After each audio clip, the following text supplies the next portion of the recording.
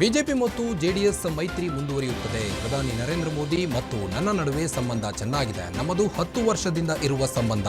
ಈ ಸಂಬಂಧ ಹಾಳು ಮಾಡಲು ಯಾರಿಂದಲೂ ಆಗಲ್ಲ ಎಂದು ಜೆಡಿಎಸ್ ವರಿಷ್ಠ ಮಾಜಿ ಪ್ರಧಾನಿ ಎಚ್.ಡಿ. ದೇವೇಗೌಡರು ಹೇಳಿದ್ದಾರೆ. ಜೊತೆಗೆ ಉತ್ತರ ಕರ್ನಾಟಕ ಭಾಗದಲ್ಲಿ ಉಂಟಾದ ಪ್ರವಾಹದ ವಿಚಾರವಾಗಿ ದೆಹಲಿಗೆ ಹೋಗಿ ಪ್ರಧಾನಿ ಮೋದಿ ಭೇಟಿ ಮಾಡಿ ಪರಿಹಾರಕ್ಕೆ ಒತ್ತಾಯ ಮಾಡುವುದಾಗಿ ಭರವಸೆ ನೀಡಿದ್ದಾರೆ.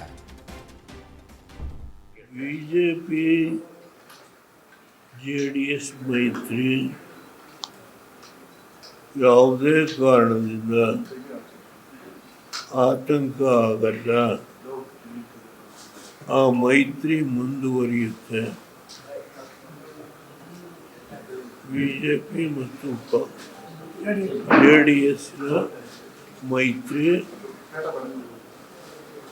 ಯಾವುದೇ ಆತಂಕ ಇದ್ದರೆ ಆ ಮೈತ್ರಿ ಮುಂದುವರಿಯುತ್ತೆ.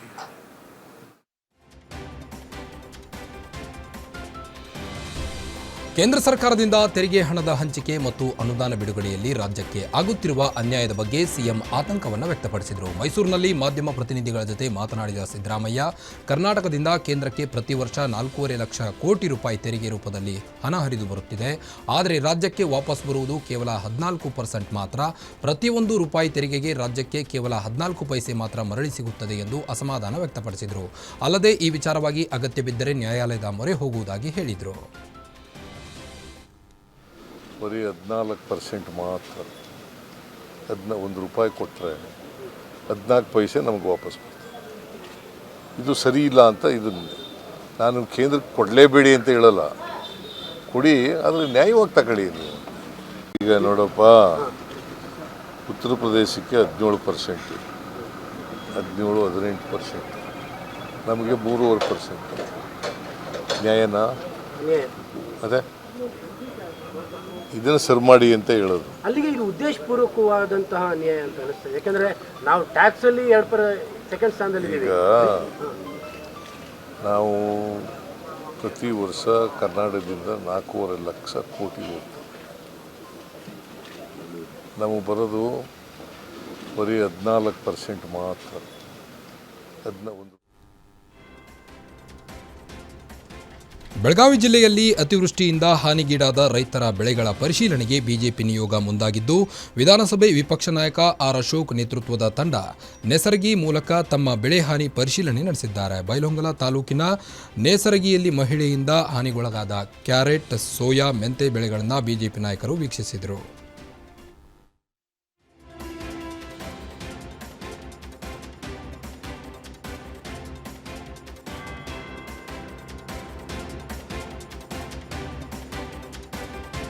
ಕುವೆಂಪು ನಗರ ವಿಶ್ವಮಾನ ಜೋಡಿ ರಸ್ತೆಯಲ್ಲಿ ಸಿಎಂ ಸಿದ್ದರಾಮಯ್ಯ ಅವರ ಹೊಸ ಮನೆ ಬಹುತೇಕ ನಿರ್ಮಾಣವಾಗಿದೆ. ಇಂದು ಮನೆ ನಿರ್ಮಾಣ ಸ್ಥಳಕ್ಕೆ ಬಂದ ಮುಖ್ಯಮಂತ್ರಿ ಸಿದ್ದರಾಮಯ್ಯ ಸುಮಾರು 2 ಗಂಟೆಗೂ ಹೆಚ್ಚು ಕಾಲ ಮನೆಯನ್ನ ವೀಕ್ಷಿಸಿದರು. ಬಳಿಕ ಮಾಧ್ಯಮದವರ ಜೊತೆ ಮಾತನಾಡಿದ ಸಿಎಂ, ಮನೆ ಕೆಲಸ ಬಹುತೇಕ ಮುಕ್ತಾಯವಾಗಿದೆ, ಡಿಸೆಂಬರ್ನಲ್ಲಿ ಗೃಹ ಪ್ರವೇಶ ಮಾಡುತ್ತೇನೆ ಎಂದರು.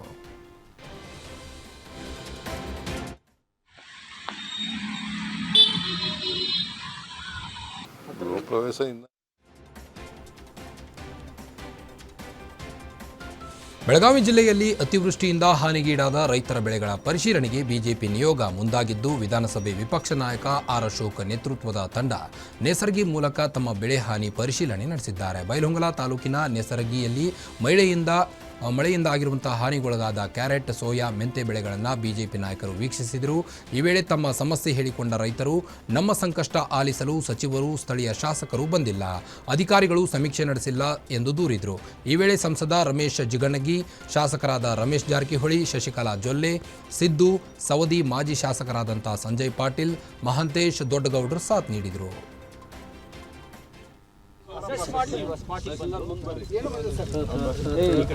ಯಾರು ಈ ಭಾಗದ ಇಲ್ಲಿಯ ಶಾಸಕರು? ಅವ್ರು ಬಂದಿದ್ರು ಇಲ್ಲಿಗೆ.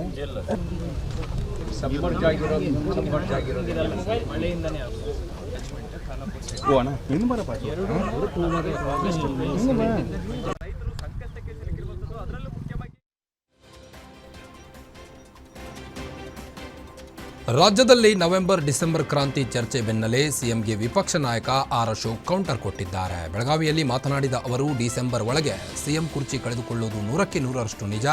ಅಧಿಕಾರ ಹಂಚಿಕೆ ಸಂಬಂಧ ಒಪ್ಪಂದ ಆಗಿರುವುದು ನಿಜ. ಸಿದ್ದರಾಮಯ್ಯ ಅಧಿಕಾರ ಬಿಟ್ಟುಕೊಡಲ್ಲ. ಡಿಕೆಶಿ ಹಠ ಬಿಡ್ತಿಲ್ಲ. ಇದಂತೂ ಗ್ಯಾರಂಟಿ. ಸಿಎಂ ಕುರ್ಚಿಗಾಗಿ ಇಬ್ಬರ ಮಧ್ಯೆ ಜಗಳ ಆರಂಭವಾಗಿದೆ. ಕಾಂಗ್ರೆಸ್ ಜಗಳದಲ್ಲಿ ಸರ್ಕಾರ ಉರುಳಿದರೆ ನಾವು ಸರ್ಕಾರ ಮಾಡಲ್ಲ. ನಾವು ಚುನಾವಣೆಗೆ ಹೋಗಲು ಸಿದ್ಧರಿದ್ದೇವೆ ಎಂದು ಹೇಳಿದರು. ಸಿದ್ದರಾಮಯ್ಯ ಬಿಟ್ಕೊಡಲ್ಲ. ಅಧಿಕಾರ ಒಂದ್ಸರಿ ಸಿಕ್ಕಿದ್ರೆ ಬಿಟ್ಕೊಡೋ ಜಾಯಮಾನ ಸಿದ್ದರಾಮಯ್ಯನವ್ರದ್ದು ಅಲ್ಲೇ ಅಲ್ಲ. ಅವ್ರು ಬಿಟ್ಕೊಡಲ್ಲ. ಡಿ ಕೆ ಶಿವಕುಮಾರ್ ಬಿಡಲ್ಲ. ಸಿದ್ದರಾಮಯ್ಯ ಅಧಿಕಾರ ಬಿಟ್ಕೊಡಲ್ಲ. ಡಿ ಕೆ ಶಿವಕುಮಾರ್ ಹಠ ಬಿಡಲ್ಲ. ನವೆಂಬರ್ ಅಲ್ಲಿ ಕ್ರಾಂತಿ ಆಗ್ತದೆ. ಸಿದ್ದರಾಮಯ್ಯ ಔಟ್ ಗೋಯಿಂಗ್ ಸಿಎಂ ಅಂತ ಹೇಳಿದೀನಿ. ಇವತ್ತು ಅದಕ್ಕೆ ನಾನು ಬದ್ಧತೆ ಇದ್ದೀನಿ.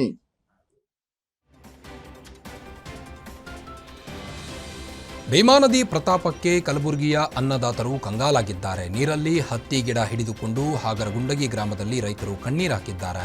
ಭೀಮಾ ನದಿ ಪ್ರವಾಹಕ್ಕೆ 600 ಎಕರೆ ಪ್ರದೇಶದಲ್ಲಿ ಬೆಳೆದಿದ್ದ ಹತ್ತಿ ಸಂಪೂರ್ಣ ನೀರು ಪಾಲಾಗಿದೆ.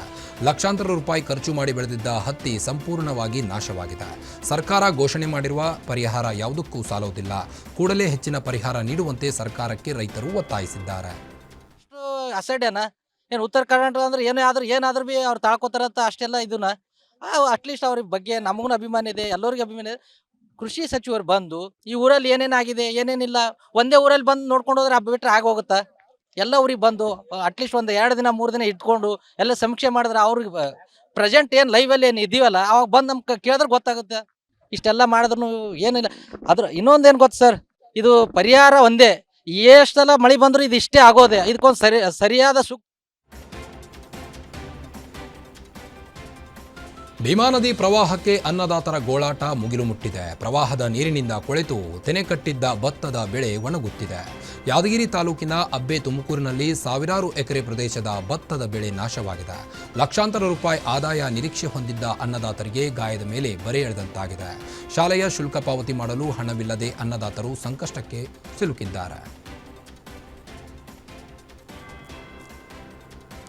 ಕಾಟಾಚಾರದ ಬೆಳೆ ಹಾನಿ ವೀಕ್ಷಣೆ ಮಾಡಿದ್ರ ಸಚಿವ ರಹೀಂ ಖಾನ್ ಎಂಬ ಅನುಮಾನ ಶುರುವಾಗಿದೆ. ನಿನ್ನೆಯಷ್ಟೇ ಅತಿವೃಷ್ಟಿಯಿಂದ ಹಾನಿಗೊಳಗಾದ ಬೀದರ್ ಉತ್ತರ ವಿಧಾನಸಭಾ ಕ್ಷೇತ್ರದ ಚಿಲ್ಲರಗಿ, ಜಾಂಪಾಡ್, ಚಿಮಕೋಡ್ನ ಕೆಲ ಗ್ರಾಮಗಳಿಗೆ ಸಚಿವ ರಹೀಂ ಖಾನ್ ಭೇಟಿ ನೀಡಿದ್ರು. ಈ ಬೆನ್ನಲ್ಲೇ ಬೀದರ್ ತಾಲೂಕಿನ ಚಿಲ್ಲರಗಿ ಗ್ರಾಮದ ಯುವಕ ವಿಡಿಯೋ ಮಾಡಿ ಅಸಮಾಧಾನ ಹೊರಹಾಕಿದ್ದಾನೆ. ಸಚಿವ ರಹೀಂ ಖಾನ್ ಬರ್ತಾರೆ ಹೋಗ್ತಾರೆ, ಜನರ ಸಮಸ್ಯೆ ಆಲಿಸಿಲ್ಲ ಎಂದು ವಿಡಿಯೋ ಮಾಡಿದ್ದು. ರಸ್ತೆ ಮೇಲೆ ನಿಂತು ವೀಕ್ಷಣೆ ಮಾಡಿದ್ರೆ ಜನ ಸಮಸ್ಯೆ ಅರ್ಥ ಆಗುತ್ತಾ, ಬಂದ್ರು ಹೋದ್ರು ಅನ್ನೋ ತರ ವಿಸಿಟ್ ಮಾಡಬೇಡಿ ಎಂದು ಯುವಕ ಕಿಡಿಕಾರಿದ್ದಾರೆ. रहीम खान साहब के कुछ नहीं देखा उन्हें, खाली एक कदम नीचे रख लेके एकदम गौ को सज्ञा आता देखो ऐसे आके और गाड़ी के अंदर बैठ के उन्हें चले गए. ये लोग खाली उन्हें यहाँ देखता तो बोल के लोग यहाँ परेशानी ठहरे सो हुए. देखो ये लाइन लग के ये खाली अभी जा रहे देखो गाड़ी पूरा सब कुछ काम नहीं करे. खाली आके गाँव को आके बेर को आके हम छापी करते देखो ऐसे कदम रखे और चले गए उन्हें. हाँ देखो गाड़ी पे कैसे भाग जा रहे फास्ट. ये देखो रोड से.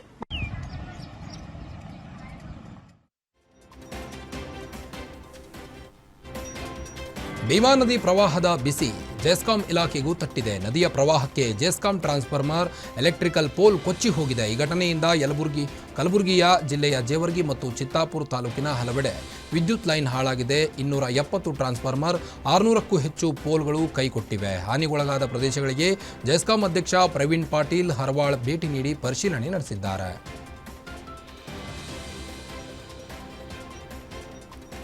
ದಸರಾ ಹಬ್ಬದ ಹಿನ್ನೆಲೆ ದೇವರ ನದಿ ಸ್ನಾನಕ್ಕೆ ತೆರಳಿದ್ದ ವೇಳೆ ಓರ್ವ ವ್ಯಕ್ತಿ ನದಿ ಪಾಲಾಗಿದ್ದಾನೆ. ಇಬ್ಬರು ಪ್ರಾಣಾಪಾಯದಿಂದ ಪಾರಾಗಿದ್ದಾರೆ. ಚಿಂಚಕಂಡಿ ಬಿಕೆ ಗ್ರಾಮದ ಸೇತುವೆ ಬಳಿ ಈ ಒಂದು ಘಟನೆ ಸಂಭವಿಸಿದ್ದು, ದೇವರ ಸಮೇತ ಸಚಿನ್ ಮಾದರ್ ಎಂಬಾತ ಘಟಪ್ರಭಾ ನದಿಯಲ್ಲಿ ಕೊಚ್ಚಿಕೊಂಡು ಹೋಗಿದ್ದಾನೆ. ಇನ್ನ ಇಬ್ಬರನ್ನ ಉಟ್ಟ ಸೀರೆ ಬಿಚ್ಚಿ ಮಹಿಳೆಯರು ರಕ್ಷಿಸಿದ್ದಾರೆ. ಬನ್ನಮ್ಮ ದೇವಿಯ ನದಿ ಸ್ನಾನಕ್ಕೆಂದು ತೆರಳಿದ್ದ ವೇಳೆ ಈ ಒಂದು ಘಟನೆ ಸಂಭವಿಸಿದೆ.